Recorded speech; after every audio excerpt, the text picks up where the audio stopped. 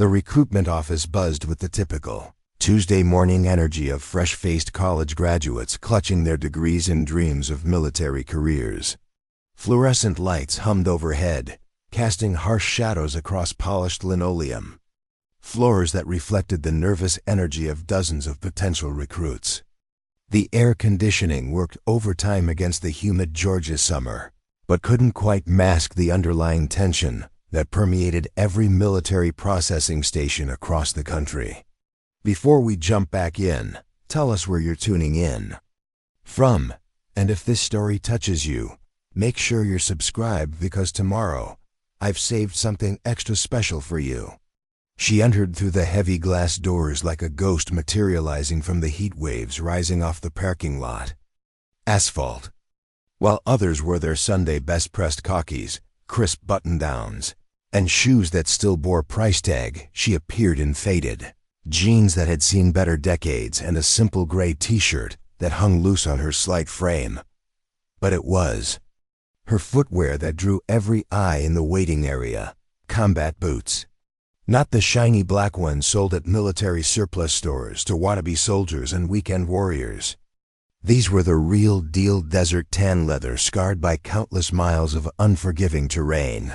Laces frayed from being tied and retied in the dark, soles worn smooth in patterns that spoke of long watches and longer marches. The leather bore stains that had soaked so deep no amount of polish could mask them. Dark patches that could have been motor oil, could have been mud, could have been something else entirely. The 20-something in the crisp polo shirt was the first to break the silence. Someone should probably tell her this isn't a costume. Party, he whispered to his friend, loud enough to carry across the waiting area. His companion, sporting a fresh haircut that screamed, "Trying too hard," snickered in response. "Those boots look like they've been through a blender." A third voice joined the chorus of mockery. "I bet she bought those at some thrift store, thinking they'd make her look tough." This from a woman whose manicured nails clicked against her smartphone screen as she documented every moment for social media. Probably thinks we'll be impressed by her authentic military style. The woman in question found an empty chair in the corner, as far from the crowd as the small waiting room allowed. She sat with the practiced stillness of someone accustomed to long periods of waiting. Her hands folded in her lap, eyes focused on a point somewhere beyond the motivational posters plastered across government beige walls. The boots that had drawn such derision were crossed at the ankles, and in the harsh fluorescent light, the stains became even more pronounced. "Look at her," the polo shirt continued, emboldened by the snickers around him. "Probably thinks she's already a soldier, because she owns combat boots." He raised his voice slightly, ensuring she could hear. "Hey, they sell real shoes at the mall, you know. Might want to invest before the interview." The woman didn't react, didn't turn her head, didn't acknowledge the comments, didn't even shift in her seat. This lack of response seemed to irritate the group more than any comeback would have. "Earth." To boot camp wannabe, a manicured woman called out. "We're trying to help you here. First impressions matter in the military." An older man near the reception desk cleared his throat uncomfortably. He'd served 20 years in the Navy before taking the civilian contractor position, and something about the situation didn't sit right with him. The woman's posture, her controlled breathing, the way she held herself despite the mockery, it reminded him of operators he'd known, real ones.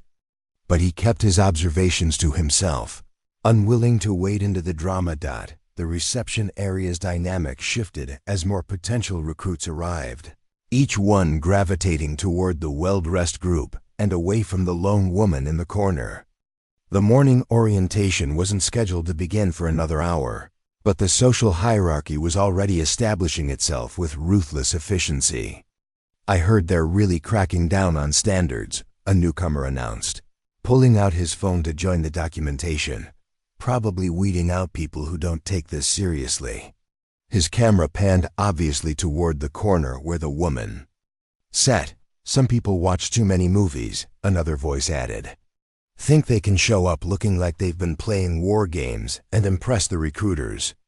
The boots became a focal point of conversation, a symbol of everything the group felt was wrong with their competition. They discussed them like art critics analyzing a particularly offensive piece, dissecting every scuff mark, every worn patch, every stain. The dark spots on the leather became the subject of increasingly creative speculation. Probably spilled coffee on them, someone suggested. Or tried to dye them black and messed up, another added. Could be paint from some weekend warrior exercise. A third voice chimed in. Each theory was more dismissive than the last, building a narrative that positioned the woman as naive at best, delusional at worst. The group fed off each other's energy, their voices growing louder, their observations more pointed. They were performing now, not just for each other, but for the gathering crowd of onlookers. That the woman remained motionless throughout it all. Her breathing stayed even, her expression neutral, her hands folded. But something had changed in her stillness. Where before she had seemed almost meditative, now there was a tension beneath the calm. Not anger exactly, but awareness.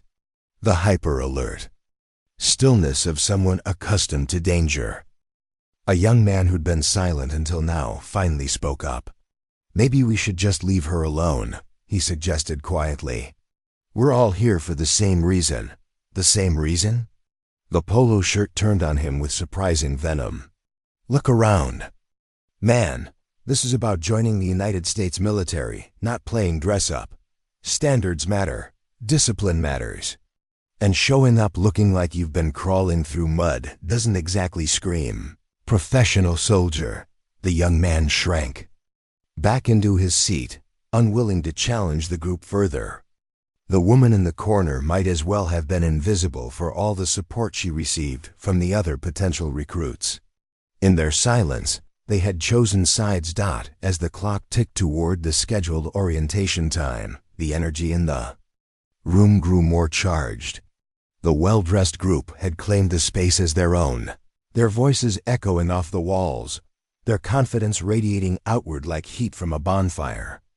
They owned this moment, and they knew it. But ownership is a fragile thing, and sometimes the very thing you mock comes back to demand recognition. The door to the inner offices opened with a soft pneumatic hiss, and a figure emerged that changed everything about the dynamics in that waiting room.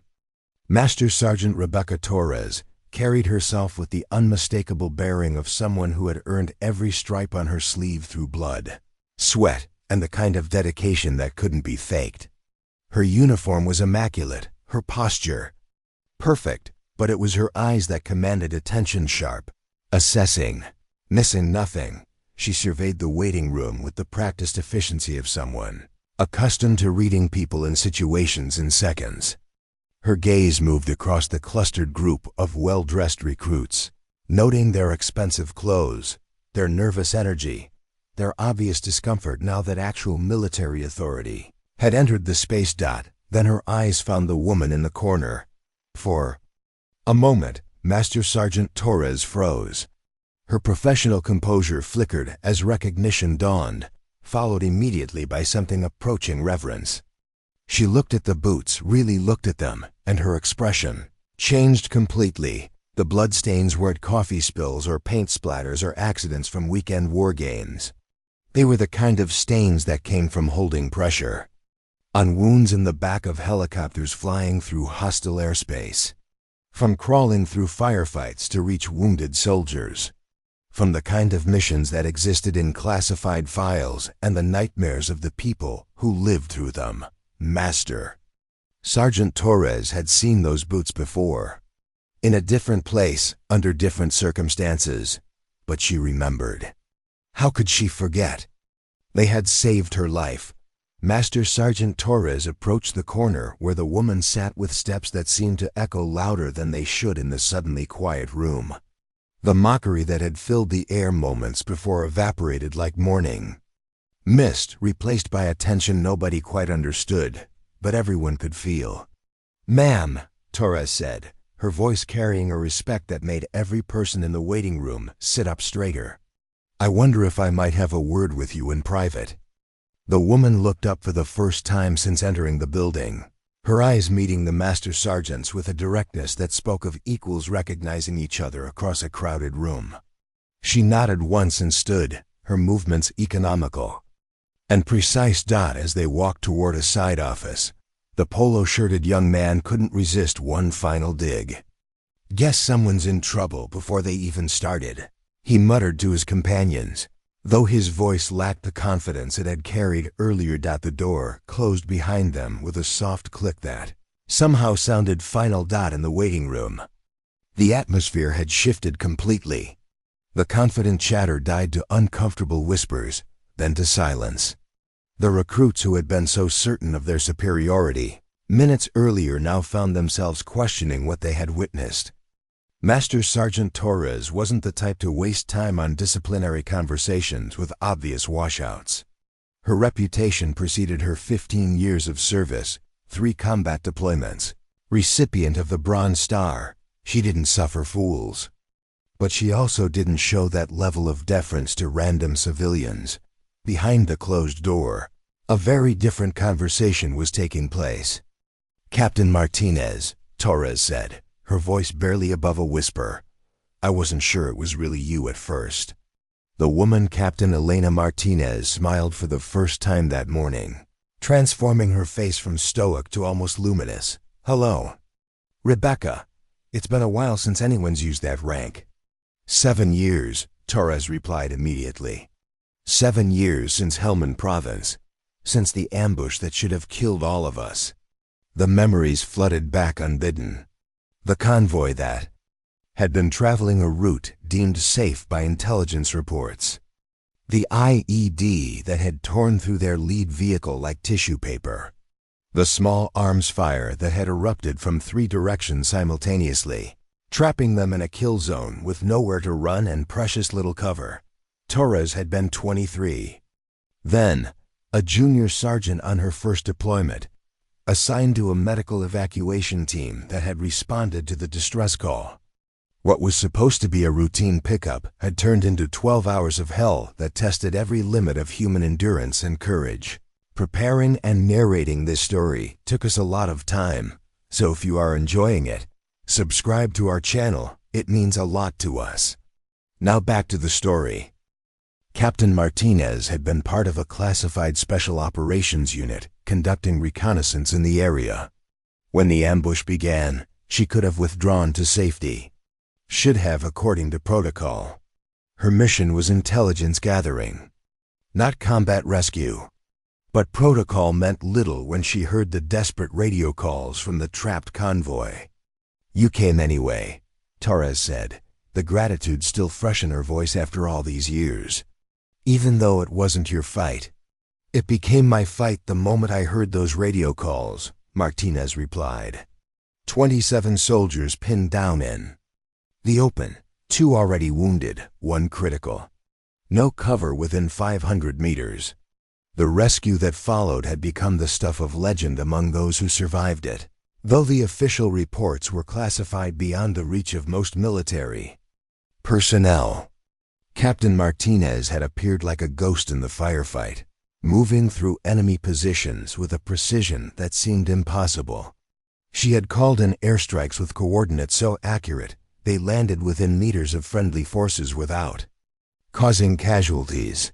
She had dragged wounded soldiers to safety while under fire, her boots soaking up blood from wounds. She was helping to staunch even as bullets whined overhead.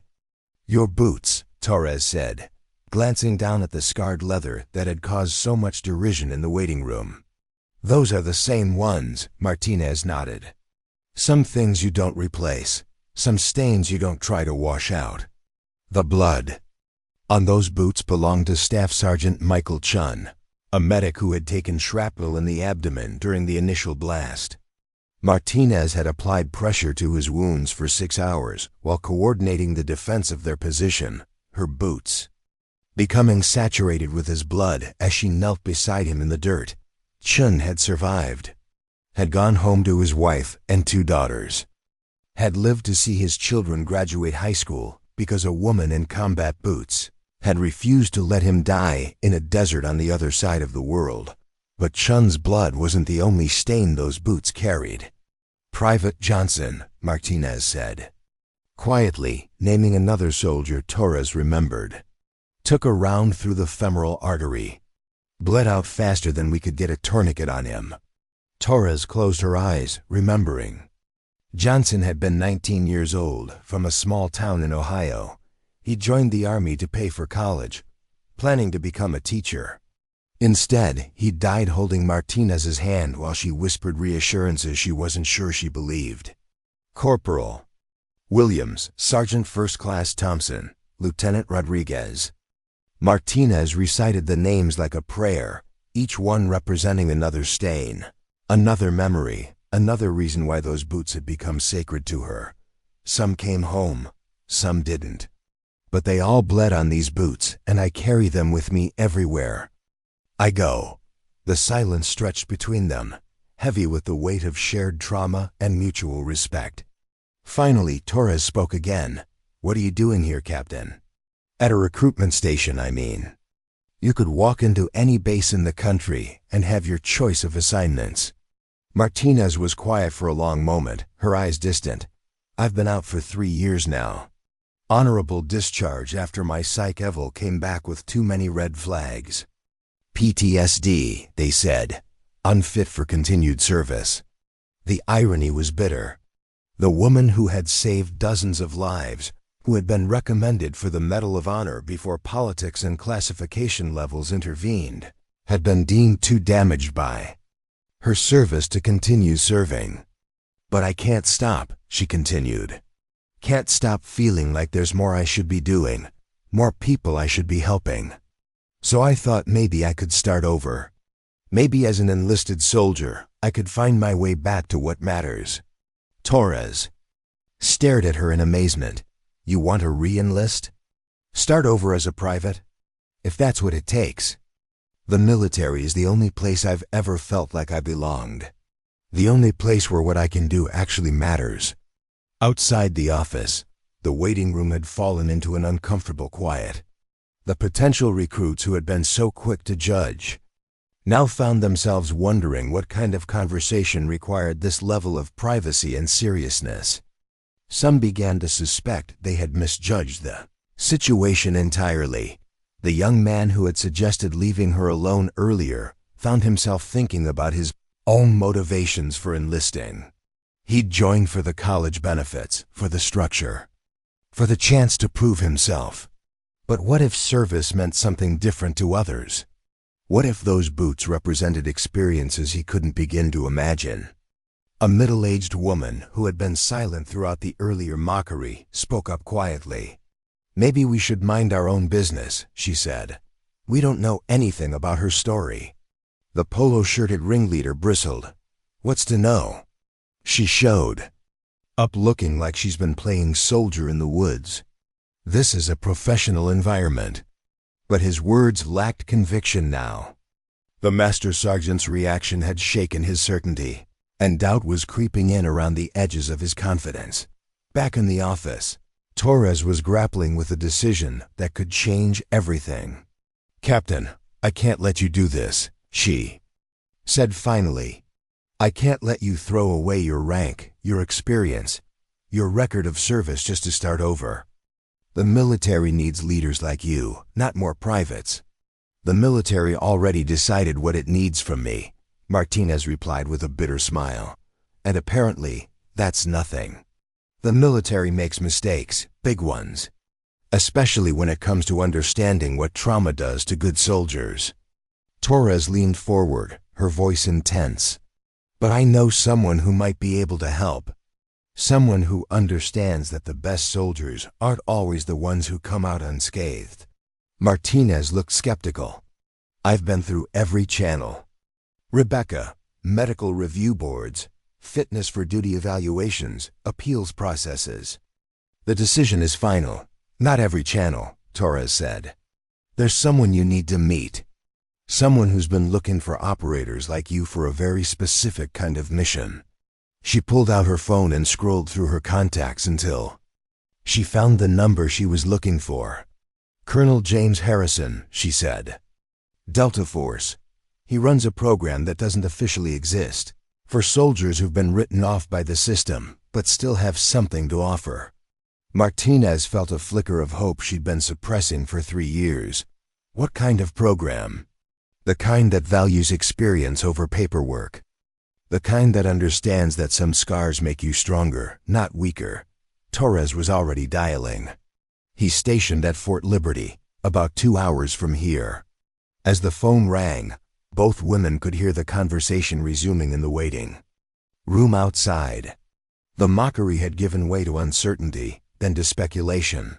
The potential recruits were beginning to realize they might have witnessed something significant, something that challenged their assumptions about service and sacrifice. Call connected, and Torres spoke quickly and quietly into the phone.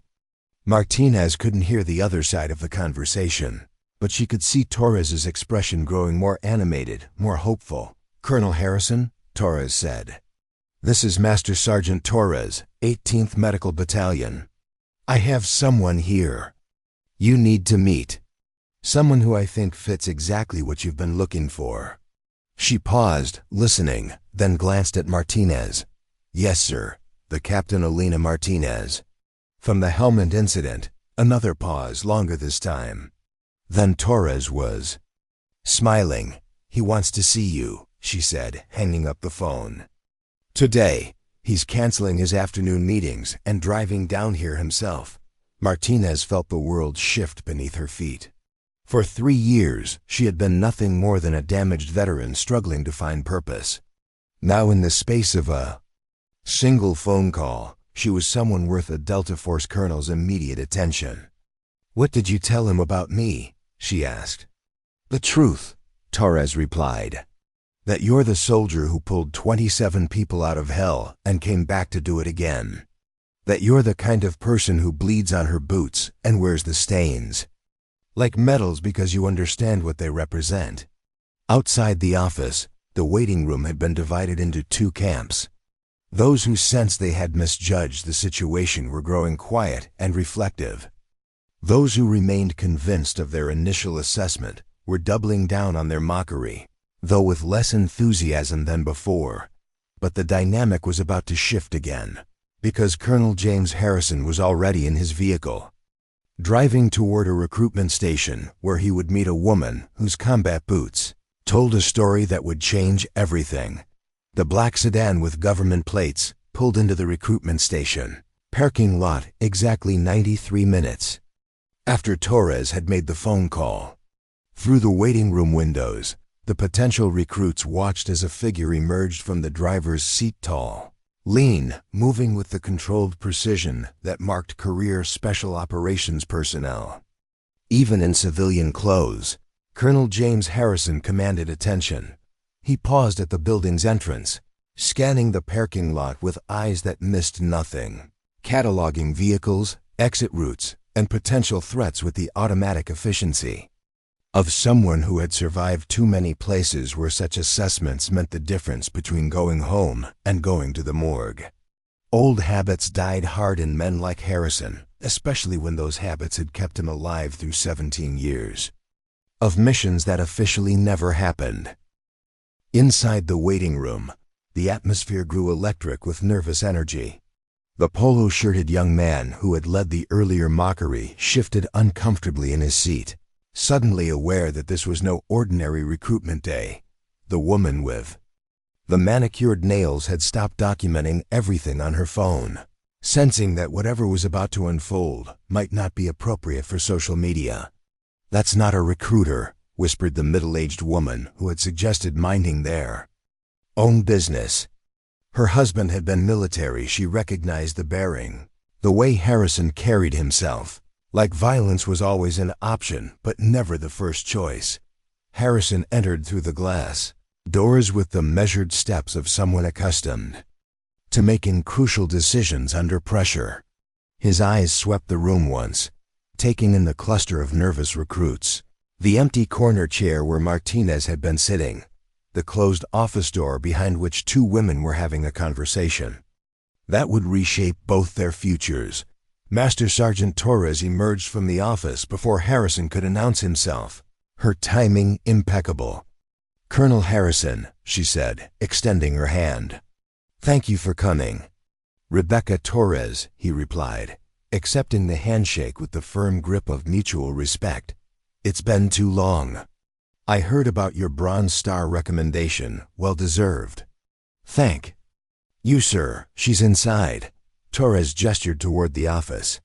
"Fair warning, she's been out of the game for 3 years. The transition hasn't been easy." Harrison nodded understanding. He'd seen too many good soldiers broken by a system that valued conformity over capability. That labeled traumatic stress as weakness rather than recognizing it as the natural response of healthy minds to unhealthy situations.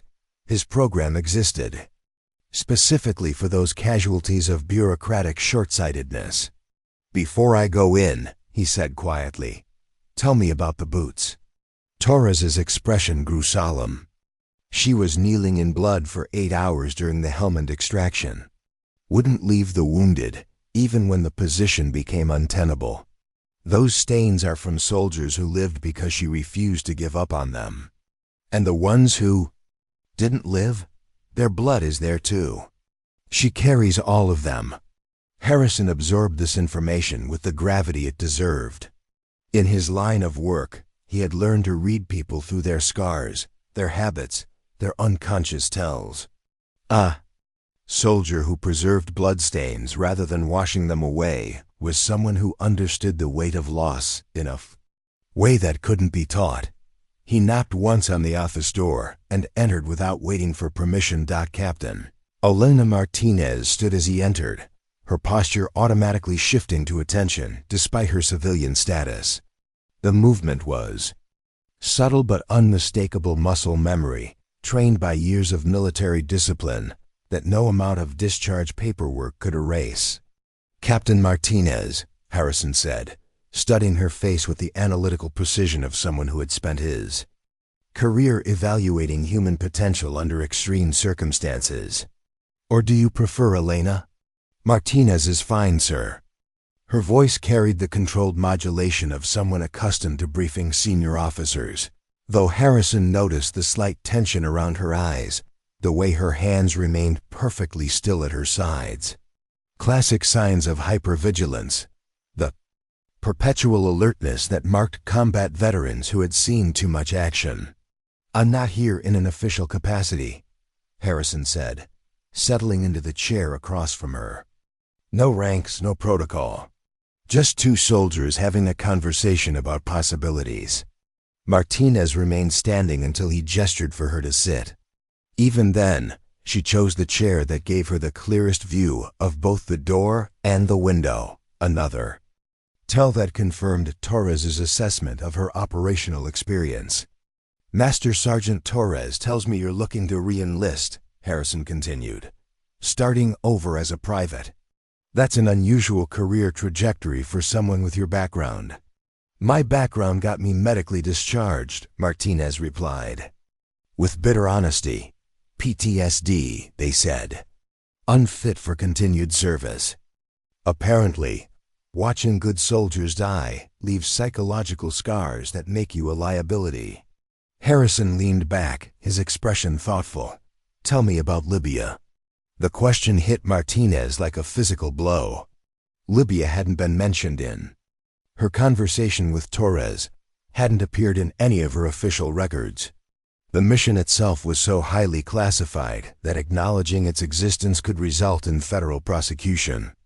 "I don't know what you're referring to," she said carefully. "April 15th, 3 years ago, embassy evacuation.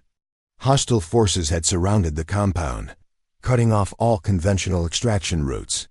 A 3-person team infiltrated through sewage tunnels and guided 47 embassy personnel to safety through a route that intelligence said was impossible to navigate." Martinez's face remained impassive, but Harrison caught the slight tension in her jaw, the way her breathing had become more controlled. He was walking through classified territory, and she was wondering how much he actually knew. That team leader coordinated the evacuation while maintaining radio silence for 16 hours, Harrison continued. Moved 47 civilians through 12 miles of hostile urban terrain without losing a single person. The after-action report called it the most successful embassy evacuation in modern military history. If such a mission existed, Martinez said carefully, I imagine it would be classified beyond my clearance level. Harrison smiled, the first genuine warmth he'd shown since entering the building. I wrote that after-action report. I also wrote the commendation that was immediately buried under so many classification levels that it might as well have been launched into space. The revelation hung in the air between them. Martinez had spent 3 years believing her service had ended in medical discharge and administrative dismissal. Now she was learning that someone had been watching, someone had recognized the value of what she'd accomplished. The psychological evaluation that ended your career, Harrison said, pulling out a tablet and scrolling through encrypted files. Care to guess who ordered it? Martinez shook her head, though dread was beginning to build in her chest. Deputy Director Marcus Webb, CIA, the same man whose nephew was supposed to lead the Libya evacuation until operational command was transferred to you at the last minute.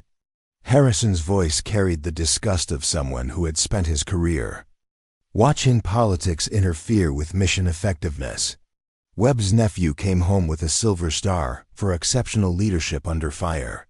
You came home with a psych eval and a medical discharge. The pieces fell into place with sickening clarity. Martinez had wondered why her evaluation had been so harsh, why symptoms that barely registered on standard trauma assessments had been magnified into career-ending diagnoses. Now she understood her success had made someone else look incompetent, and that someone had possessed the power to rewrite her service record. Why are you telling me this? She asked. Because I run a unit that doesn't answer to Deputy Director Webb. Because I need operators who understand that mission success sometimes requires making choices that look bad on paper, but save lives in reality. Harrison leaned forward, his intensity palpable. Because the military-industrial complex is very good at creating soldiers, but terrible at recognizing the ones who actually matter. Outside the office, the waiting room had grown increasingly tense. The potential recruits could sense that something significant was happening behind that closed door, though none of them understood exactly what. The polo-shirted leader of the earlier mockery had grown quiet, his earlier confidence eroded by the arrival of someone who clearly outranked everyone in the building. A new recruit had arrived during Harrison's conversation with Martinez. Young woman with the nervous energy of someone taking the biggest risk of her life. She noticed the strange atmosphere immediately, the way conversations died when she entered, the way everyone seemed to be waiting for something to happen. What's going on? She whispered to the young man who had earlier suggested leaving Martinez. Alone, we're not sure, he replied quietly. Some woman showed up earlier, and everyone was making fun of her boots. Then a master sergeant recognized her, and now there's some colonel here talking to her privately. The new recruit processed this information with growing unease. What kind of boots? Combat boots. Really beat up, with stains all over them. Everyone was saying she was just some wannabe trying to look tough. The young woman's face went pale. Her brother had been in the military special forces. He'd told her stories about operators who wore their gear until it fell apart, who treated bloodstains like medals because they represented lives saved and missions completed. If someone was mocking those kinds of boots, "You idiots," she said, her voice carrying across the room. "You have no idea what you've done." Back in the office, Harrison was outlining an opportunity that seemed too good to be true. Task Force Redemption, he said, using a name that appeared in no official documentation. Officially, we don't exist. Unofficially, we handle situations that fall through the cracks of conventional military structure, hostage rescues that can't be acknowledged, humanitarian extractions from denied areas, counter-terrorism operations that require plausible deniability. Martinez listened with growing interest. This was the kind of mission set she had been born for. Complex, Dangerous, meaningful work that made a difference in the world. The team is small, Harrison continued. 12 operators, all with backgrounds similar to yours. All written off by the system for various reasons: PTSD, insubordination, political inconvenience. All absolutely essential to missions that can't be accomplished through normal channels. What's the catch? Martinez asked, because in her experience, opportunities this perfect always came with hidden costs. The catch is that you'll never get credit for anything you accomplish. No medals, no commendations, no recognition. Your service record will remain exactly as it is: medical discharge for psychological unfitness. If you're captured or killed, the government will deny your existence. Martinez considered this for a long moment. 3 years ago, the lack of recognition would have bothered her. Now, after watching her legitimate service record get destroyed by political maneuvering, official acknowledgement seemed less important than meaningful work. When do I start? She asked. Harrison smiled again, this time with the satisfaction of someone who had just recruited exactly the right person for an impossible job. Pack light, he said. We leave for Fort Liberty in 2 hours. Your first briefing is tonight. As they shook hands to seal the agreement, neither of them noticed the commotion building in the waiting room outside, where a room full of potential recruits was beginning to understand just how badly they had misjudged the woman in the blood-stained boots. The office door opened with deliberate slowness, and Captain Elena Martinez emerged alongside Colonel Harrison, with the measured composure of someone whose entire world had just shifted on its axis. The waiting room fell silent as 40 pairs of eyes tracked their movement, the earlier mockery now replaced by an uncomfortable awareness that something significant had transpired behind that closed door. Martinez walked differently now, not the defeated posture of someone seeking a fresh start as an enlisted soldier, but the confident stride of an operator who had just been handed a mission worthy of her skills. The transformation was subtle but unmistakable to anyone who understood. Military bearing. Harrison followed a half-step behind, his presence lending an air of gravity that made even the most arrogant recruit reconsider their earlier assumptions. The young woman who had called the others idiots stepped forward, her voice carrying across the silent room. "Ma'am," she said, addressing Martinez directly, "I wanted to apologize for what happened earlier. My brother was in the Special Forces, and he taught me to recognize the real thing when I see it." Martinez paused, studying the young woman's face with interest. "What was your brother's unit?" "3rd Special Forces Group, ma'am. Staff Sergeant David Kim. He served 3 tours before." She trailed off, the pain still fresh despite the passage of time. Before the Kandahar incident, Martinez finished quietly. The recognition was immediate and devastating. David Kim, explosive ordnance disposal. He saved a lot of lives that day. The young woman's eyes filled with tears. Her brother had died, defusing a secondary device planted specifically to kill the EOD team responding to the primary explosion. His sacrifice had prevented civilian casualties in a crowded marketplace, but the family had never received the full story, only a folded flag and condolences from officers who couldn't explain the classified nature of his final mission. "You knew him?" she whispered.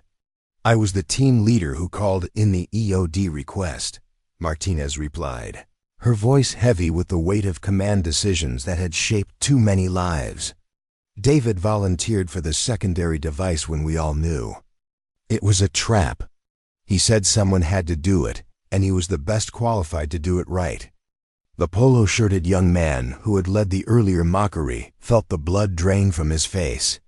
This wasn't just some wannabe in surplus store boots. This was someone who had commanded actual Special Forces soldiers, who had been present at operations that made headlines without revealing the human cost behind them. Colonel Harrison observed the exchange with professional interest. This was exactly the kind of moral authority that made Martinez invaluable soldiers. trusted her because she had earned that trust through shared sacrifice and genuine competence. The bureaucrats who had destroyed her career had fundamentally misunderstood what made her dangerous, not to the enemy, but to a system that preferred convenient lies over inconvenient heroes. "Miss Kim," Harrison said, addressing the young woman, "what brings you here today?" "I'm enlisting, sir, following in my brother's footsteps." She wiped her eyes with the back of her hand, struggling to maintain composure. He always said the military gave him purpose, something bigger than himself to serve. Harrison exchanged a glance with Martinez, both recognizing something in the young woman's determination that transcended typical recruitment motivations. This wasn't about college benefits or career training. This was about honoring a legacy and finding meaning in service. "Have you considered what specialty you want to pursue?" Martinez asked. "Intelligence analysis, ma'am. I have a degree in computer science, and I want to help prevent the kind of incident that killed my brother." The irony was bitter and beautiful, David.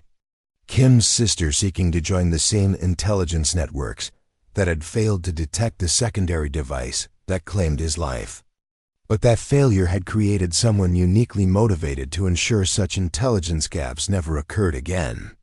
"Intelligence analysis is critical work," Harrison said carefully. "But the most effective analysts are those who understand operations from the ground up, who know what it feels like when intelligence failures have real-world consequences." The waiting room had become an impromptu classroom in the realities of military service, with Martinez and Harrison serving as inadvertent instructors for a group of recruits who had expected a routine orientation session. The polo-shirted leader found himself re-evaluating not just his earlier mockery, but his entire understanding of what military service actually entailed. Master Sergeant Torres emerged from the administrative offices, clipboard in hand, ready to begin the formal orientation process. She took in the scene with practiced efficiency. Colonel Harrison's presence, Martinez's transformed demeanor, the subdued atmosphere among the recruits who had been so boisterous an hour earlier. "Ladies and gentlemen," Torres announced, her voice cutting through the emotional weight that had settled over the room, "we'll be beginning the orientation process shortly. However, given the unique circumstances of today's session, Colonel Harrison has requested permission to address the group before we proceed with standard procedures." This was highly irregular. Recruitment orientations followed strict protocols that didn't typically include impromptu speeches from Delta Force commanders. But Harrison's security clearance and command authority opened doors that remained closed to conventional military hierarchy. Harrison moved to the center of the room, his presence commanding immediate attention. Even the most cynical recruits recognized that they were in the presence of someone whose experience transcended anything they were likely to encounter in their own military careers. "You came here today expecting to begin a journey," he said, his voice carrying the quiet authority of someone accustomed to being obeyed without question. "Most of you are thinking about benefits, training, career opportunities. Those are legitimate considerations, but they're not what will sustain you when the reality of service becomes clear." He gestured toward Martinez, who stood against the wall with the controlled stillness that marked professional soldiers in unfamiliar social situations. "This woman represents something most of you have never encountered: the difference between serving your country and serving your career, between following orders and taking responsibility, between wearing a uniform and earning the right to wear it." The polo-shirted young man shifted uncomfortably, acutely aware that his earlier behavior was being indirectly referenced. He had joined the mockery without considering that the woman they were deriding might have experiences that dwarfed anything he could imagine. "Those boots that some of you found so amusing," Harrison continued, "represent more successful missions than most soldiers will see in their entire careers. They've walked through places that don't appear on maps, carried out operations that will never be acknowledged, saved lives that official records will never document." Miss Kim found herself studying Martinez with new eyes, seeing past the civilian clothes and worn equipment to the operational history that Harrison was carefully revealing. Her brother had spoken about operators like this, individuals who existed at the intersection of exceptional capability and absolute dedication. "But here's what I want you to understand," Harrison said, his tone growing more intense. "The most important qualification for military service isn't physical fitness or educational achievement or even courage. It's the willingness to place mission success above personal recognition. To do what needs to be done even when no one will ever know you did it." A middle-aged man near the back of the room raised his hand hesitantly. "Sir, how do we know if we have that kind of dedication? How do we know if we're cut out for real service versus just plain soldier?" Harrison smiled grimly. "You don't know until you're tested, and the test never comes when you expect it. It comes in moments when doing the right thing costs you everything you thought you wanted." Martinez stepped forward, her voice adding weight to Harrison's words. "Every person in this room will face that test at some point. Maybe in combat, maybe in a garrison assignment, maybe in a situation that has nothing to do with the military. At all, the question isn't whether you'll be tested, it's whether you'll recognize the test when it comes." The young woman with the manicured nails, who had been so quick to document the earlier mockery, found herself wondering what tests she might have already failed. How many opportunities for real service had she missed while focused on image and recognition? "The military will teach you tactics, techniques, procedures," Harrison continued. "But it can't teach you character. It can't teach you to value other people's lives more than your own comfort. It can't teach you to carry the weight of command decisions that save some people and sacrifice others." The weight of his words settled over the room like a heavy blanket. These weren't the inspirational platitudes typically delivered at recruitment events. This was a brutal assessment of what military service actually demanded from those who took it seriously. "Some of you will serve honorably and well within conventional military structures," Harrison said. "You'll follow orders, complete assignments, earn promotions, and retire with benefits and the respect of your communities. That's a valuable service, and the country needs people who can provide it." He paused, his gaze moving across the faces of the recruits with calculating precision. "But some of you might be called to something more difficult. Service that comes without recognition, missions that require moral courage more than physical bravery, decisions that protect people who will never know you existed." Martinez watched the faces of the potential recruits, seeing the mixture of fear and fascination that Harrison's words had provoked. She recognized the moment of truth when romantic notions about military service collided with the reality of what such service actually required. "The blood on those boots," Harrison said, gesturing toward Martinez, "represents both success and failure. Soldiers who lived because she made the right decisions under impossible circumstances. Soldiers who died because even perfect execution couldn't overcome the fundamental injustice of war itself." The silence that followed was complete and profound. The recruitment station, which had buzzed with nervous energy and casual conversation just hours earlier, now felt like a sacred space where fundamental truths about service and sacrifice were being revealed. Miss Kim stepped forward again, her voice steady despite the emotion underlying her words. "Sir, ma'am, I want to be part of something that matters. Something that would make my brother proud. What do I need to do?" Harrison and Martinez exchanged another look, recognizing in the young woman the same quality that had driven them both to seek meaning beyond conventional military service. "Excel in your initial training," Martinez said. "Prove yourself capable of handling responsibility without seeking credit for it. Demonstrate that you can make decisions based on mission requirements rather than personal advancement. And understand," Harrison added, "that the most important service often happens in the shadows, in places where the only witnesses are the people you save and the enemies you defeat, where the only reward is knowing you did what needed to be done." As the formal orientation session finally began, The dynamic in the room had fundamentally changed. The casual mockery and competitive posturing had given way to something more serious, a recognition that military service, when pursued with genuine dedication, required sacrifices that went far beyond the obvious costs of deployment and danger. Woman in the blood-stained boots had become a mirror in which each potential recruit could see their own motivations and commitment reflected with uncomfortable clarity.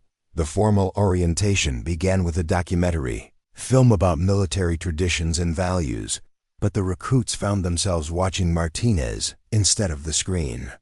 She sat in the back corner, the same place she had occupied hours earlier when she was just another applicant, but everything had changed. Now she was a focal point of curiosity, respect, and for some, deep shame about their earlier behavior. The polo-shirted young man, whose name they learned during introductions was Brad Morrison, couldn't concentrate on the presentation. Every time the narrator mentioned honor, courage, or sacrifice, his thoughts returned to his mockery of the blood-stained boots. He had joined the military recruitment process with the confidence of someone who believed his college degree and clean appearance automatically qualified him for leadership. Now he was discovering that real leadership had nothing to do with credentials and everything to do with character tested under fire. 3 rows ahead, Miss Kim Jennifer Kim, computer science degree from MIT, cumulative GPA of 3.94, took meticulous notes even though the orientation material was basic. She had learned from her brother that excellence in small things prepared you for excellence in large things. Every detail mattered when lives hung in the balance, and she was determined to honor David's memory by being the kind of soldier he would have respected. Master Sergeant Torres moved through the room during the presentation, observing the recruits with the practiced eye of someone who had processed thousands of potential soldiers. The dynamic today was unlike anything she had experienced in 15 years of recruitment duty. Typically, orientations were filled with nervous energy, whispered conversations, and the underlying competition of young people trying to establish social hierarchies. Today, the room carried the weight of genuine introspection. During the first break, several recruits approached Martinez directly, their earlier reluctance replaced by curiosity and respect. The middle-aged woman who had suggested minding their own business introduced herself as Patricia Wells, a former nurse seeking a second career in military medicine. "I wanted to thank you," Patricia said quietly. "My son is deployed right now, Marines in the Pacific. Knowing there are people like you out there, people who understand what it really means to serve, it gives me comfort." Martinez accepted the gratitude with the grace of someone who had learned to carry the expectations of military families. "Your son chose to serve. That decision, regardless of what comes after, is worthy of respect. He enlisted because he wanted to make a difference," Patricia continued. "Like you did. Like you still do, I imagine."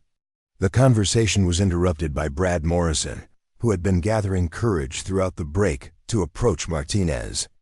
His earlier arrogance had been replaced by something approaching humility, though his discomfort was obvious. "Ma'am," he said formally, "I owe you an apology. What I said earlier, the way I acted, it was completely inappropriate and showed a fundamental misunderstanding of what military service actually represents." Martinez studied his face with the analytical precision she had once applied to assessing potential threats in hostile environments. She saw genuine remorse, but also the kind of self-awareness that suggested he might be capable of growth beyond his current limitations. "Apology accepted," she said simply. "But understand that you weren't just mocking me. You were mocking every soldier who has bled for their country, every family who has sacrificed for something larger than themselves. The boots were just fabric. And leather, what they represented was sacred." Brad nodded, the weight of her words settling into his consciousness like stones dropping into still water. He had spent his life believing that success meant standing out, being recognized, climbing hierarchies. Now he was learning that the most important achievements might be the ones no one ever acknowledged. Colonel Harrison used the break to make several phone calls, stepping outside the building to discuss client matters that couldn't be overheard by unauthorized personnel. When he returned, his expression carried the satisfaction of someone whose plans were falling into place with unusual efficiency. "Captain Martinez," he said, approaching her corner of the room, "there's been a development. One of my current team members is being reassigned to a training position stateside.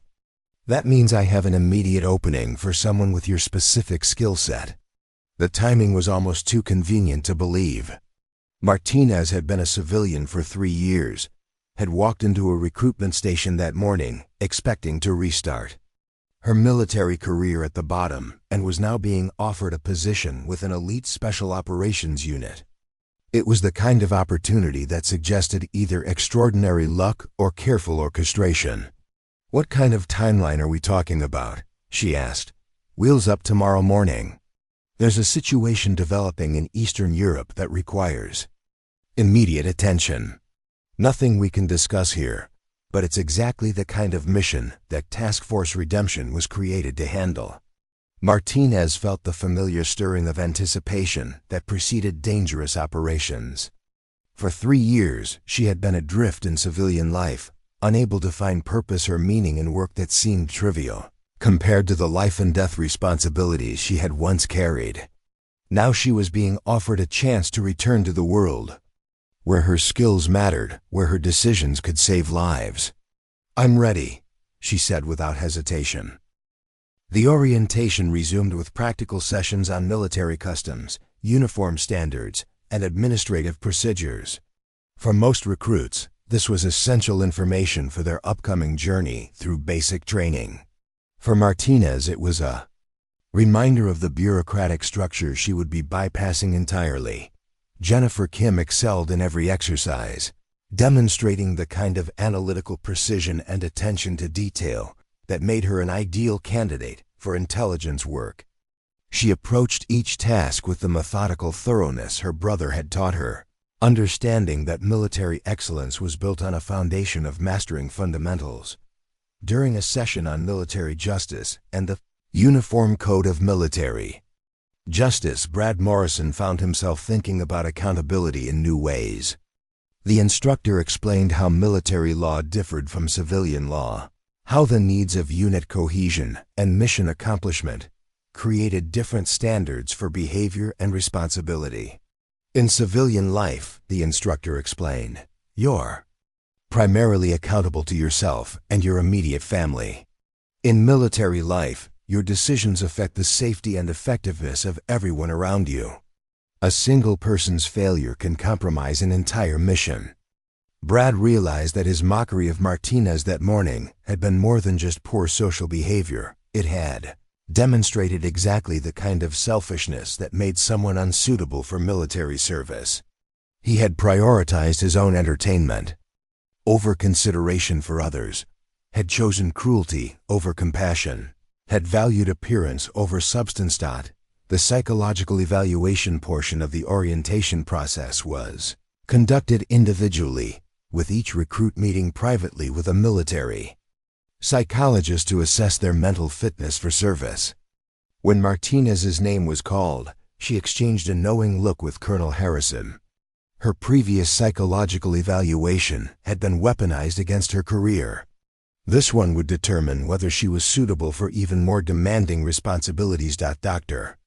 Sarah Chun, no relation to the staff sergeant from Helmand Province, had been conducting military psychological evaluations for 12 years.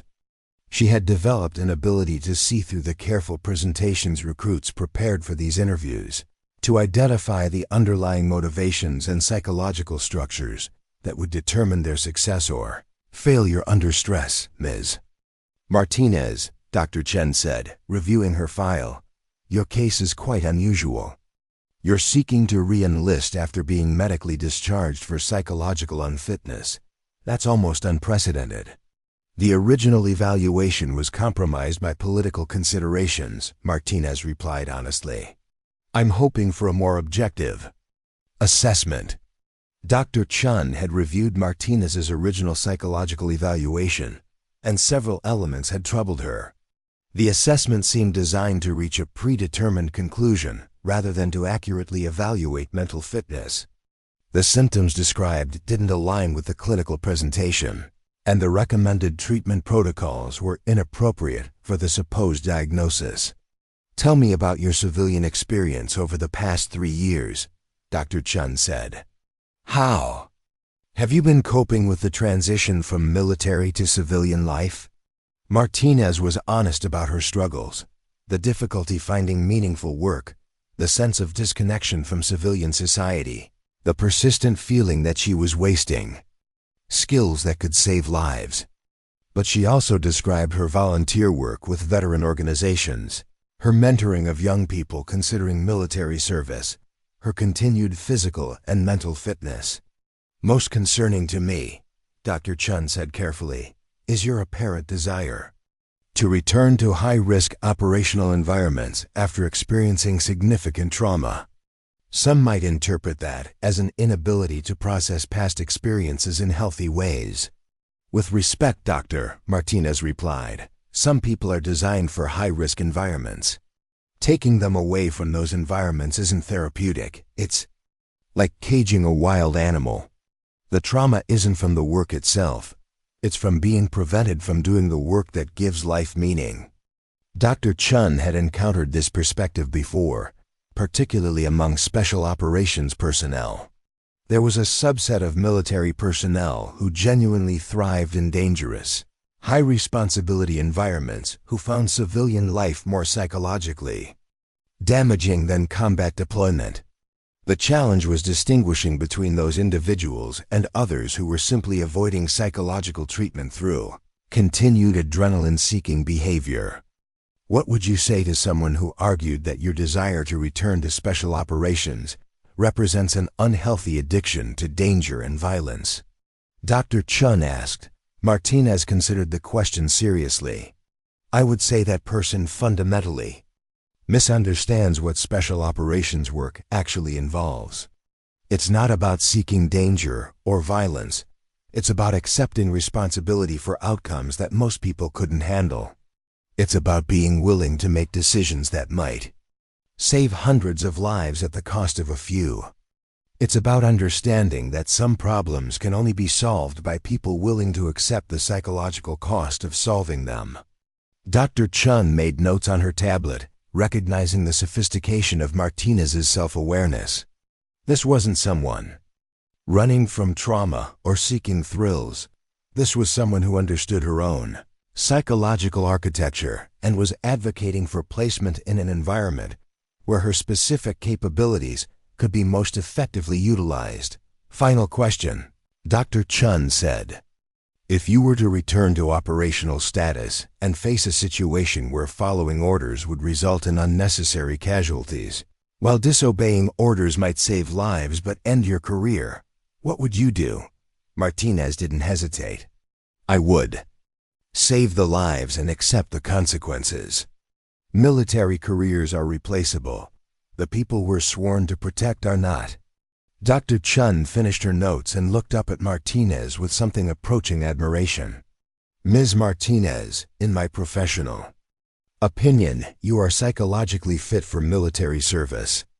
More than that, you represent exactly the kind of person the military should be trying to retain rather than discharge."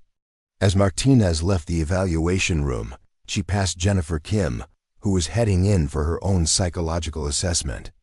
The two women exchanged nods of mutual respect, one a veteran returning to service, the other a newcomer carrying the legacy of sacrifice.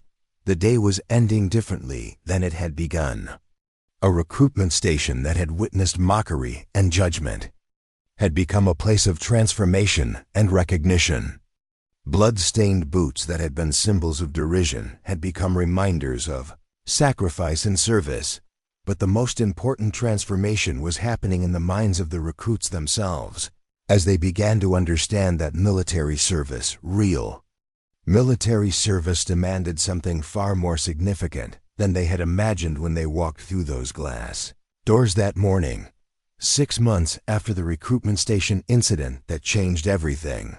The story of Captain Elena Martinez and her blood-stained boots had taken on a life of its own. What began as a moment of mockery in a Georgia military processing center had evolved into something approaching legend within military circles, though the full truth remained buried beneath layers of classification that kept the most important details hidden from public view. Colonel Harrison's task force, Redemption, had completed 3 successful operations during Martinez's tenure, each one reinforcing his decision to recruit her despite the political complications her presence created. The Eastern European mission that had required immediate deployment turned into a 6-week extraction operation that saved 43 aid workers from a region where conventional military intervention would have triggered an international incident. After-action reports, classified at levels that made them invisible to most military personnel, described Martinez's performance in terms that bordered on reverent. She had adapted to new team dynamics with remarkable efficiency, demonstrated tactical innovation under extreme pressure, and shown the kind of moral courage that distinguished true leaders from mere authority figures. But success in the shadows came with costs that weren't reflected in any official documentation. Martinez sat in a secure briefing room at Fort Liberty, reviewing intelligence reports for what would be her 4th mission with Task Force Redemption. The operation involved infiltrating a human trafficking network operating across 3 countries, with the ultimate goal of dismantling an organization that had enslaved hundreds of women and children. Across the table, Staff Sergeant Marcus Williams, a former Green Beret who had joined Task Force Redemption after being declared psychologically unsuitable for regular Army service, studied surveillance photographs with the methodical intensity that characterized all successful special operations. Personnel. The primary target is here, Williams said, pointing to a compound in satellite imagery. Intelligence estimates 60 to 80 victims being held at any given time. The trafficking network rotates them every 2 weeks to prevent rescue operations.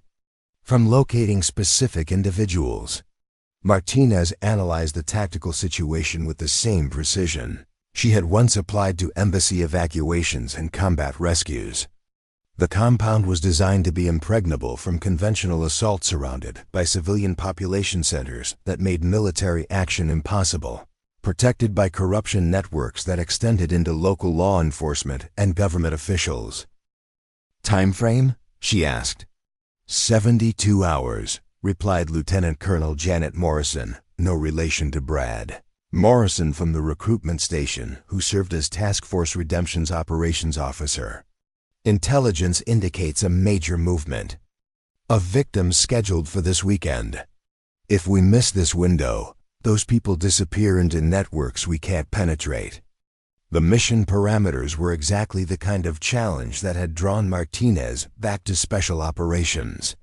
Impossible timeline, complex operational environment, no margin for error, and success measured in human lives rather than strategic objectives.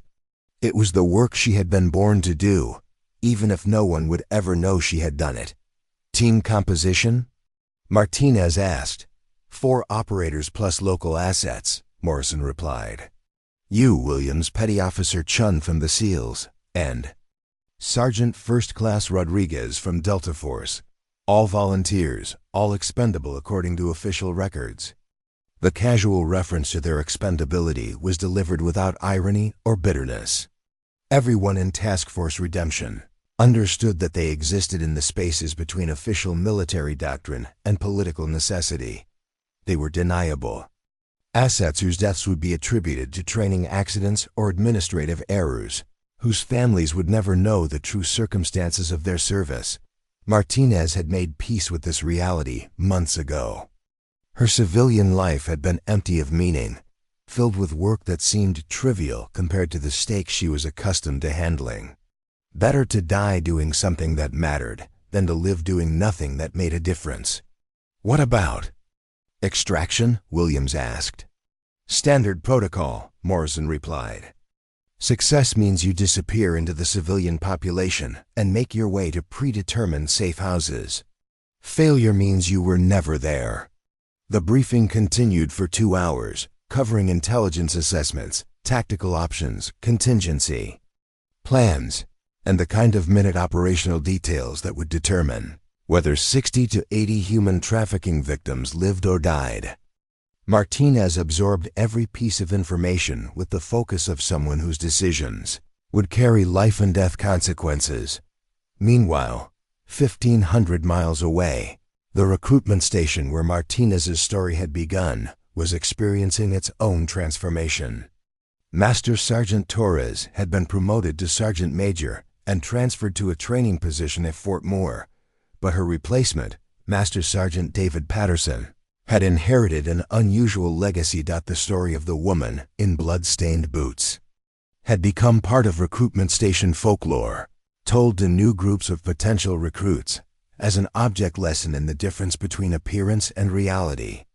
But more than that, it had fundamentally changed how recruitment personnel approached their interactions with applicants. Brad Morrison had completed basic training and advanced individual training with distinction, earning recognition as an honor graduate and receiving assignment to military intelligence school. The transformation that had begun with his encounter with Martinez had continued throughout his military training, turning him from an entitled college graduate into a dedicated soldier who understood service as something larger than personal advancement. He now served as a teaching assistant at the intelligence school, helping to train new analysts in the kind of critical thinking and operational awareness that could save lives in the field. His experiences that day at the recruitment station had become part of his teaching methodology. He regularly told the story of judging someone by their appearance only to discover they had saved more lives than most soldiers would ever know. Jennifer Kim had exceeded every expectation during her initial military training. Her computer science background and analytical skills made her a natural fit for intelligence work, but it was her understanding of the human cost of intelligence failures that set her apart from her peers. She approached every assignment with the dedication of someone honoring a fallen brother's memory, and her instructors quickly recognized her potential for advanced training. She had been selected for a specialized program that would eventually lead to assignment with units that didn't appear on organizational charts, working on missions that existed in the same shadowy realm where her brother had died and where Martinez now operated. The circle was completing itself in ways that no one could have predicted. That morning at the recruitment station, Patricia Wells had completed her military medical training and been assigned to a combat support hospital preparing for deployment to Africa. Her civilian nursing experience, combined with new military training, made her invaluable for treating the kind of traumatic injuries that resulted from the conflicts Task Force Redemption operated within. She carried a photograph of Martinez in her medical kit, not an official military photo, but a candid shot someone had taken during the orientation session 6 months earlier. For Patricia, it represented the reminder that behind every wounded soldier brought to her care was a story of service and sacrifice that might never be fully known. The recruitment station itself had become an unofficial pilgrimage site for military personnel who had heard various versions of the blood-stained boots story.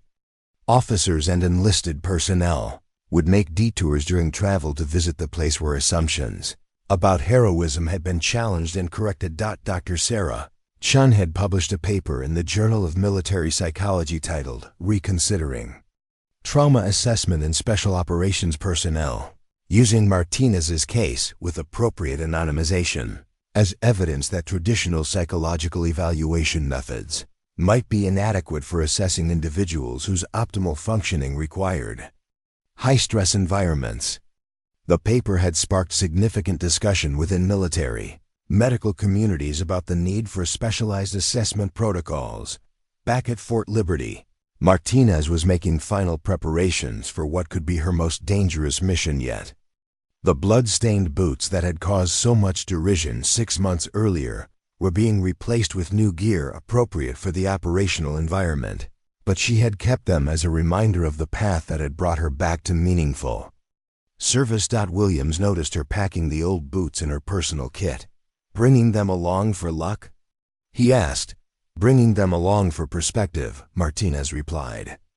"Every stain on that leather represents someone I either saved or failed to save. They remind me why work matters." The mission briefing concluded with final intelligence updates and communication protocols. Task Force Redemption would deploy. In 12 hours, inserting into a foreign country without official sanction or diplomatic cover, pursuing objectives that would never appear in any public documentation. For Martinez, it was exactly the kind of mission she had been designed for: impossible, necessary, and utterly invisible to the world that would benefit from its success. The blood-stained boots had brought her full circle, from mockery to recognition to meaningful service, proving that sometimes the most important journeys begin with being completely misunderstood. As the briefing team dispersed to begin final preparations, Martinez reflected on the strange path that had led her from a recruitment station waiting room to a classified briefing room. 6 months ago, she had been a discarded veteran seeking a fresh start. Now she was part of an elite team preparing to risk everything for people they would never meet, in pursuit of objectives that would never be acknowledged. The transformation was complete, but the mission was just beginning. Somewhere in Eastern Europe, 60 to 80 human trafficking victims were depending on 4 soldiers whose existence couldn't be officially acknowledged, whose success would be measured in lives saved rather than medals earned. It was exactly the kind of impossible, necessary, invisible work that made blood-stained boots worth wearing, regardless of what anyone else thought about their appearance. 2 years after the recruitment station incident that had changed the trajectory of multiple lives, Captain Elena Martinez found herself standing in an unlikely place: the same government beige waiting room where her transformation from discarded veteran to elite operator had begun.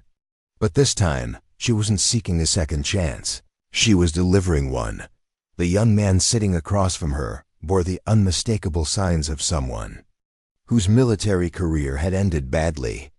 Staff Sergeant Tommy Richardson, former Army Ranger, discharged after a training incident that had been officially labeled failure to adapt to military standards, but which Martinez knew represented something far more complex.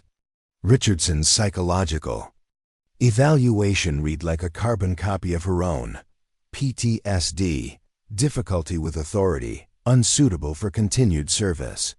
"Sergeant Richardson," Martinez said, settling into the chair that had once held her when she was the object of mockery rather than the agent of redemption. "Colonel Harrison tells me you've been having some difficulties transitioning to civilian life." Richardson looked up with eyes that held the same mixture of defiance and desperation Martinez remembered feeling during her own darkest period after discharge. His civilian clothes were neat but worn.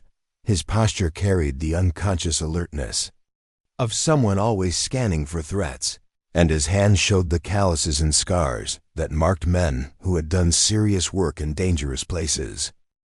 "Ma'am," he said carefully, "I'm not sure why I'm here. My discharge was final. Medical Review Board was pretty clear about my unsuitability for military service."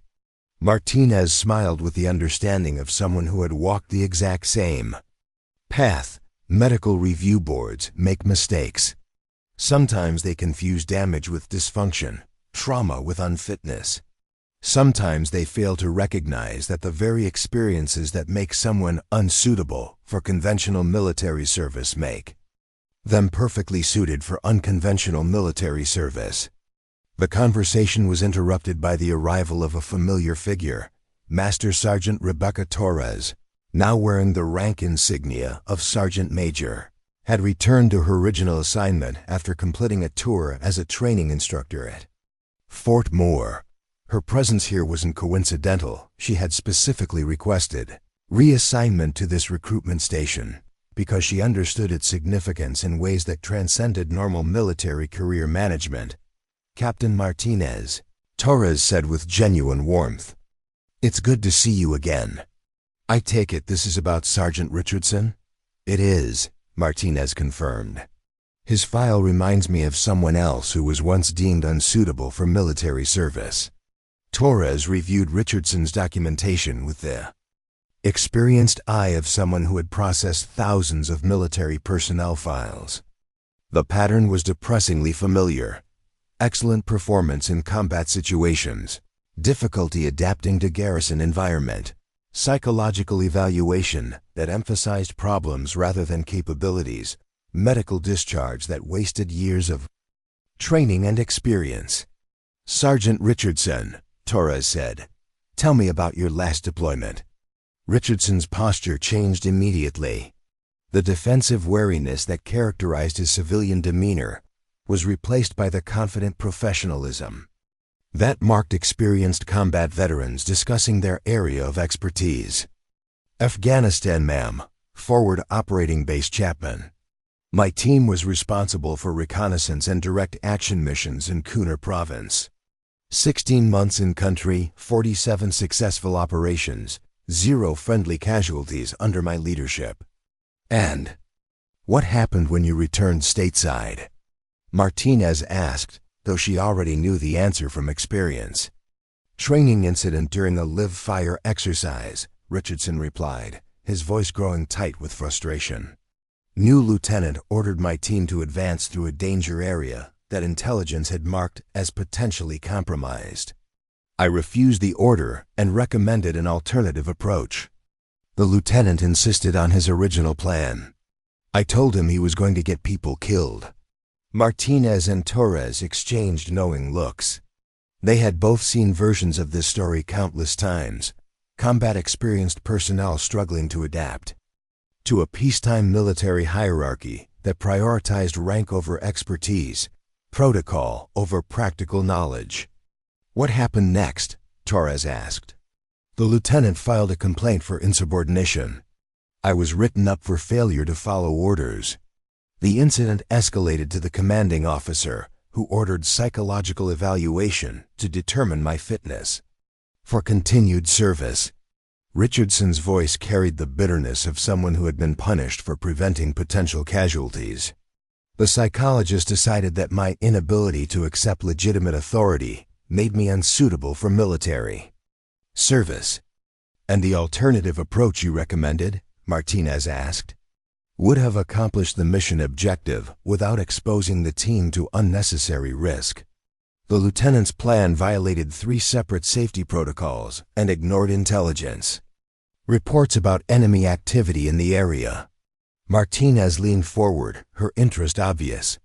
This was exactly the kind of tactical thinking and moral courage that Colonel Harrison valued in Task Force Redemption personnel. Richardson hadn't failed to adapt to military standards. He had upheld military standards in the face of incompetent leadership. "Sergeant Richardson," Martinez said, "how do you feel about missions that don't officially exist? Operations that require you to make life-and-death decisions without hope of recognition or advancement?" Richardson's eyes sharpened with interest. "Ma'am, if you're asking whether I'm willing to do meaningful work without getting credit for it, the answer is yes. I didn't join the Army for medals or promotions. I joined to serve my country and protect people who can't protect themselves." The waiting room around them was filling with the day's scheduled recruits, young men and women arriving for orientation sessions with dreams of military service and civilian concepts of what such service actually entailed. Martinez observed them with the analytical precision she had developed during years of operational planning, noting their obvious nervousness, their careful attention to appearance, their unconscious competition for social dominance. One young woman in particular caught her attention: Private First Class Sarah Chun, recently graduated from basic training and reporting for advanced individual training at the intelligence school where Brad Morrison now served as an instructor. Chun carried herself with the confident bearing of someone who had excelled in initial military training, but Martinez recognized the subtle signs of someone who hadn't yet been tested by real adversity. "Private Chun," Martinez said, approaching the young woman during a break in Richardson's informal interview. You're heading to intelligence school. Yes, ma'am, Chun replied with the crisp professionalism of someone still adjusting to military protocol. I'm hoping to specialize in human intelligence collection and analysis. Martinez studied Chun's face with the same intensity she had once applied to evaluating potential assets in hostile environments. Intelligence work required more than analytical capability. It demanded the kind of judgment that could only be developed through experience with real consequences. What draws you to intelligence work? Martinez asked. I want to prevent the kind of intelligence failures that cost lives.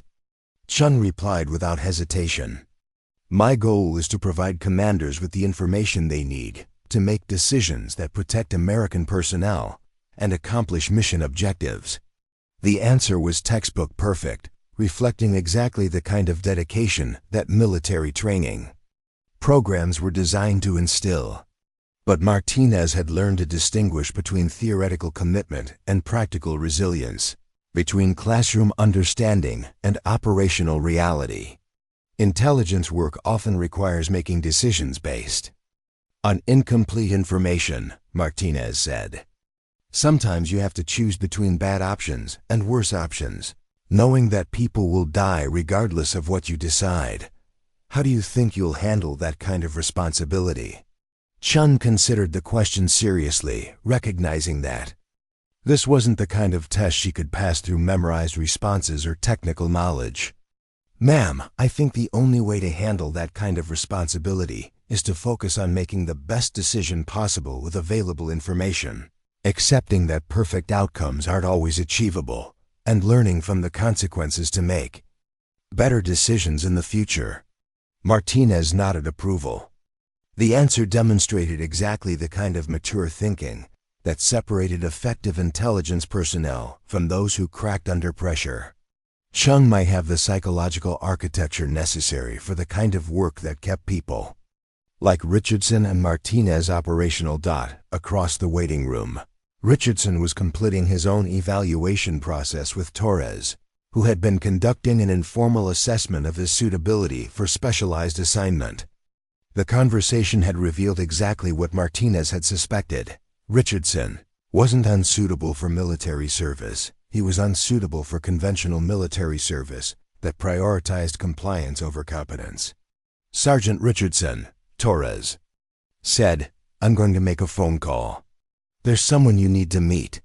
The phone call went to Colonel Harrison, who was currently at Fort Liberty reviewing candidate files for Task Force Redemption expansion. The unit's success rate had attracted attention at the highest levels of Special Operations Command, creating demand for additional personnel who could handle missions that fell outside normal military parameters. Colonel Harrison, Torres said. When the call connected, I have someone here you need to evaluate. Former Ranger, excellent combat record, discharged for psychological reasons that don't align with his actual psychological profile. Send me his file, Harrison replied immediately. If he fits our parameters, I can have him processed within 72 hours. The efficiency was remarkable but not surprising.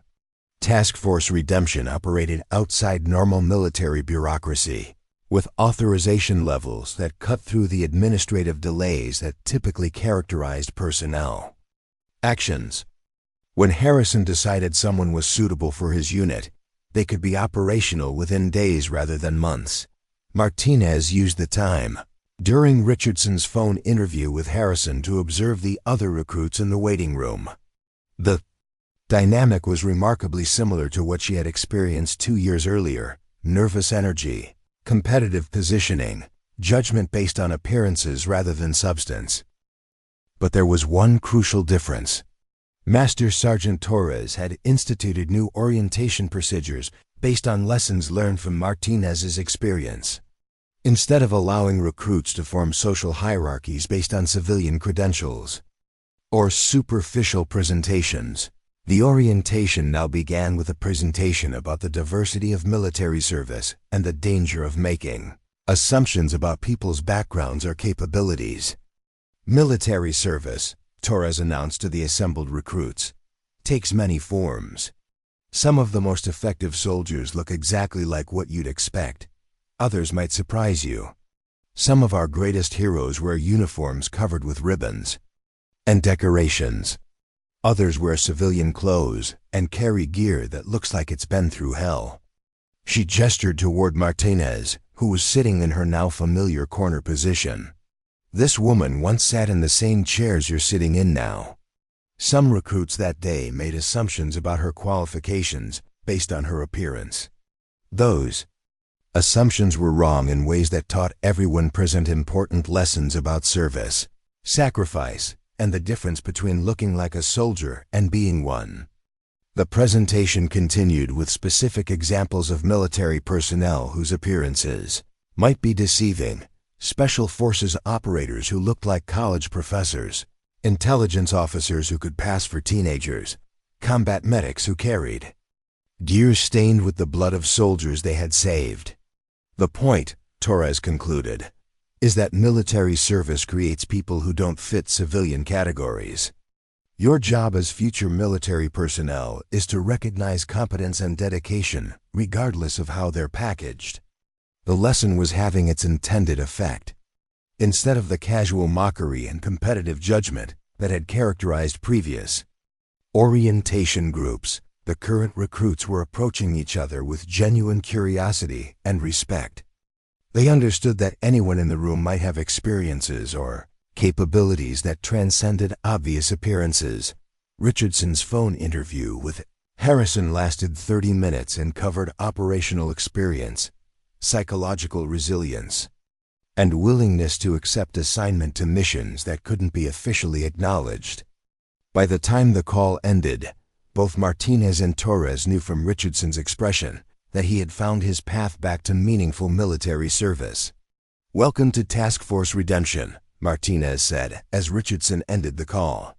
"Pack light. We will deploy tomorrow." The speed of the transition was almost surreal.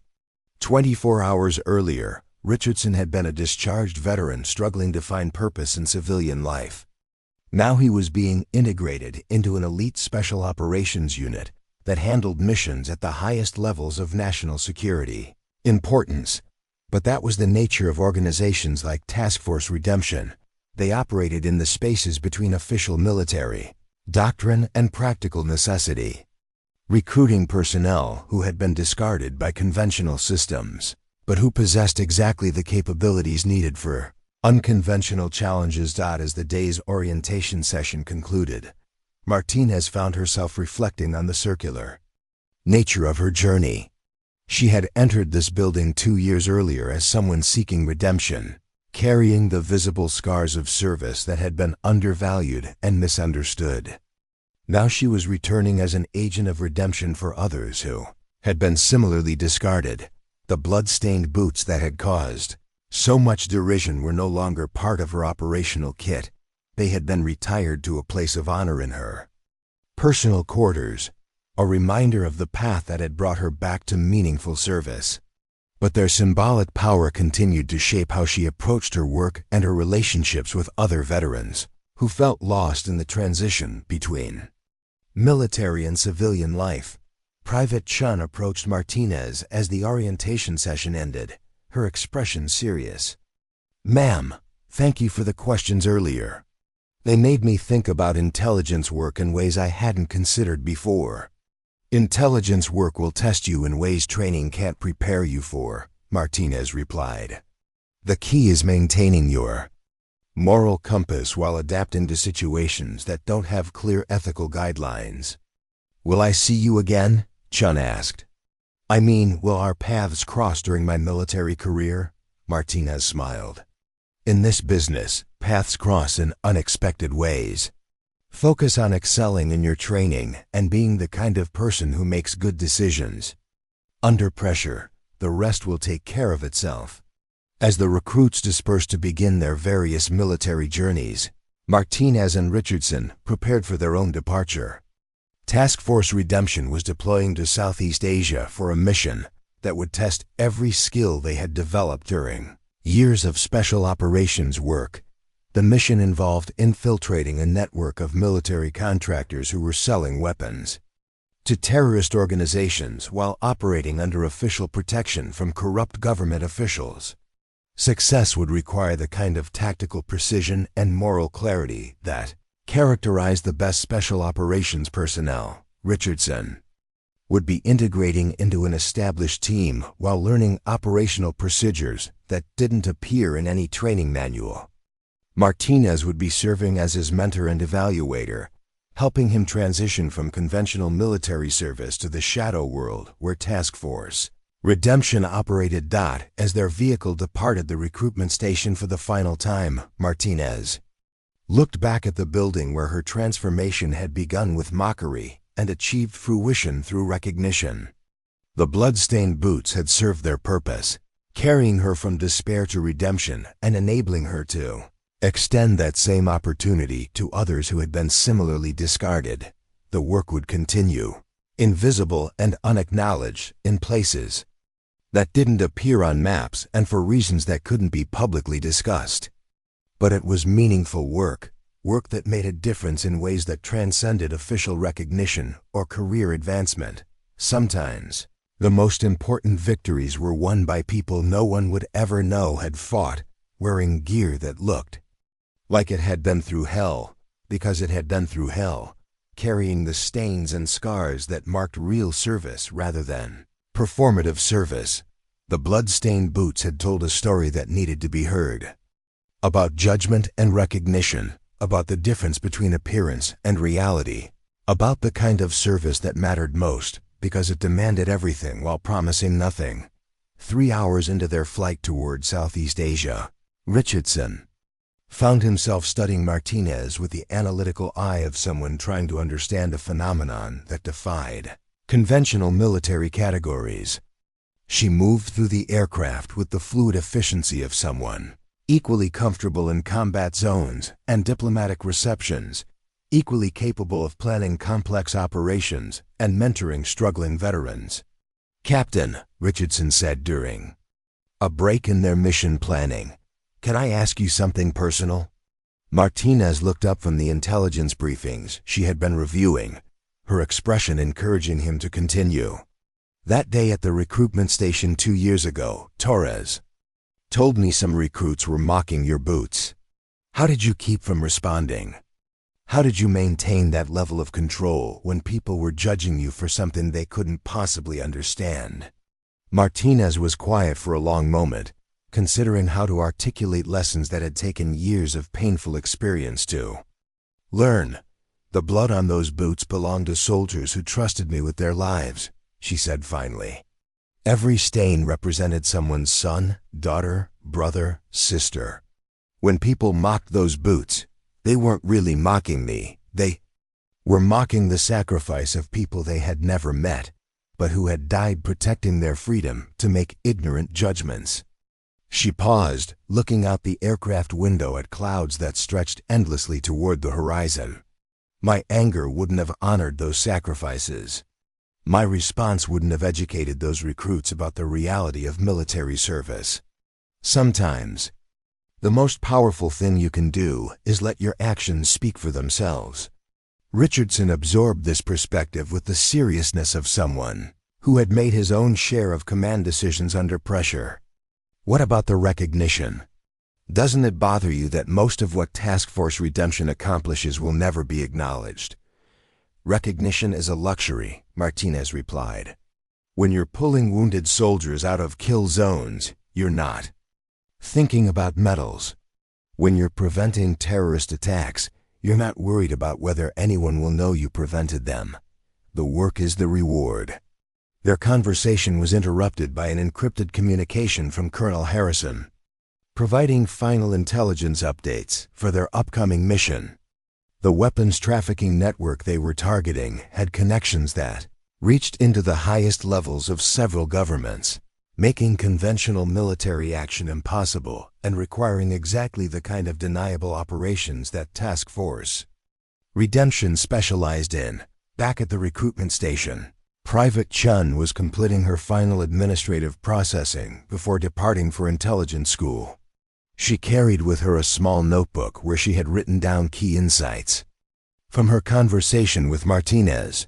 understanding that she was receiving guidance that couldn't be found in any training manual. Her first entry read, "Intelligence work isn't about being right, it's about being useful. Commanders need actionable information that helps them make decisions that save lives and accomplish missions. Academic brilliance without operational relevance is worse than useless, it's dangerous." The second entry focused on moral courage. The hardest decisions aren't between right and wrong, they're between competing rights or choosing the least harmful among multiple bad options. Prepare for situations where there are no good choices, only necessary ones. Chun understood that these lessons came from someone who had faced those impossible choices and lived with the consequences. The brief conversation with Martinez had given her a framework for approaching intelligence work that went far beyond technical training or analytical methodology. Meanwhile, Brad Morrison was conducting a training session at the intelligence school, using the story of the blood-stained boots as a case study in the danger of making assumptions about sources, colleagues, and operational personnel. His students, bright, eager, academically accomplished, listened with the same mixture of fascination and discomfort that had characterized his own reaction 2 years earlier. "The most dangerous mistake an intelligence analyst can make," Morrison told his class, "is confusing appearance with reality. Sources who look like stereotypical spies are often the least reliable. Information that seems too clean and convenient is usually fabricated. Personnel who don't fit your expectations might be exactly the people whose insights save your life." He projected a photograph on the classroom screen, not of Martinez herself, but of her boots, taken during that orientation session. These boots walked through more successful operations than most of us will ever see. They carried someone who made decisions that prevented attacks, saved hostages, and brought home soldiers who might otherwise have died in foreign countries. But someone looking at these boots might see only worn leather and suspicious stains. The lesson was having its intended effect. Morrison could see his students grappling with the uncomfortable realization that their own assumptions and biases might blind them to crucial information or valuable personnel. Intelligence work required the ability to see past surface presentations to underlying realities 5,000 miles away. Jennifer Kim was completing advanced training that would qualify her for assignment to units that didn't appear on organizational charts. Her instructors had identified her as someone with the psychological resilience and analytical capability necessary for work that operated in the gray areas between official military doctrine and practical necessity. She carried her brother's memory into every training exercise, understanding that intelligence failures had real names and faces, that the abstract concept of national security was actually composed of individual soldiers whose lives depended on the quality of information they received. Patricia Wells was serving as head nurse in a combat support hospital that treated casualties from operations that officially didn't exist. Her civilian medical experience combined with military training made her uniquely qualified to handle the complex trauma cases that resulted from special operations missions. She still carried Martinez's photograph in her medical kit, though it had been joined by dozens of others, pictures of patients she had saved, soldiers who had returned to duty because of her care, families who had been reunited because of decisions made in operating rooms where life and death hung in the balance. Dr. Sarah Chun's research on psychological assessment of special operations personnel had been adopted as standard protocol across multiple military branches. Her work had prevented dozens of cases similar to Martinez's original discharge, identifying veterans whose trauma responses were actually indicators of their suitability for specialized assignments rather than reasons for medical separation. The ripple effects continued to spread, touching lives and changing policies in ways that would never be fully documented or understood. A single morning of mockery and recognition had created waves that were still reshaping how the military understood service. sacrifice, and the difference between conventional and exceptional performance. As Martinez and Richardson's aircraft approached their operational area, both soldiers understood that they were part of something larger than individual missions or personal redemption. They were part of a network of people who had chosen to serve in ways that demanded everything while promising nothing, who found meaning in work that would never be acknowledged or celebrated. The blood-stained boots had served their purpose, not just as symbols of service and sacrifice, but as catalysts for systemic change that would protect future generations of veterans from the kind of institutional blindness that had nearly destroyed Martinez's career. Sometimes the most important victories were won not through dramatic actions, but through quiet persistence in the face of ignorance and judgment. And in recruitment stations across the country, that story continued to be told to new generations of potential soldiers, reminding them that the most important qualification for military service wasn't looking the part, it was being willing to do what needed to be done, regardless of who was watching or whether anyone would ever know. Up next, you've got two more standout stories right on your screen. If this one hits the mark, you won't want to pass these up. Just click and check them out. And don't forget to subscribe and turn on the notification bell so you don't miss any upload from us.